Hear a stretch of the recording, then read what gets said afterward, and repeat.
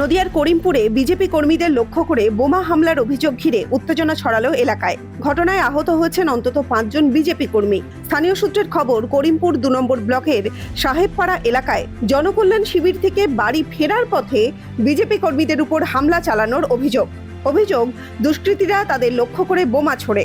বিস্ফোরণে কয়েকজন গুরুতর জখম হন। আহতদের উদ্ধার করে প্রথমে নদীডাঙ্গা প্রাথমিক স্বাস্থ্যকেন্দ্রে নিয়ে যাওয়া হয়। পরে তাদের শারীরিক অবস্থার অবনতি হওয়ায় বহরমপুর মেডিকেল কলেজ হাসপাতালে স্থানান্তরিত করেন চিকিৎসকেরা। খবর পেয়ে ঘটনাস্থলে পৌঁছায় পুলিশ। ঘটনার তদন্ত শুরু করা হয়েছে। হামলার জেরে এলাকায় উত্তেজনা ছড়িয়েছে। স্থানীয় বিজেপি নেতৃত্বের অভিযোগ, বলতে গেলে বিকেল তখন দুপুরবেলা আমার সঙ্গে ওদের দেখা হয়।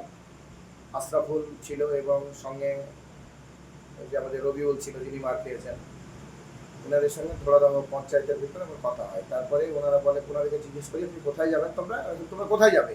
তখন ওনারা বলে আমি একটু বিডি অফিসে যাবো। দিয়ে আমার সঙ্গে ওরা করিমপুর পর্যন্ত যায়। তবে করিমপুর থেকে নদীডাঙ্গার মোড় থেকে আমি আলাদা হয়ে যাই, ওরা বিডি অফিস চলে যায়। তারপরে বিডি অফিস থেকে ফেরার পথে নাকি ওরা যেটা আমাকে বললো যে ওরা আমাদের এই প্রাক্তন মন্ডল প্রেসিডেন্টের বাড়ির সামনে তৃণমূলের কিছু গুন্ডা বাহিনী এবং মানে ওই এদের দেখতে পাই, মানে মেম্বারদের। তখন ওরা বলে তোমরা যে পাড়ায় গিয়ে বলো আমরা তৃণমূল করি তাহলে বিজেপির বাড়িতে তোমরা কেন এসেছো? এরকম একটা কথোপকথন হয়। তখন এই কথোপকথনটা হওয়ার সময় ওদের সঙ্গে একটু ঝামেলা হয় নাকি বলে।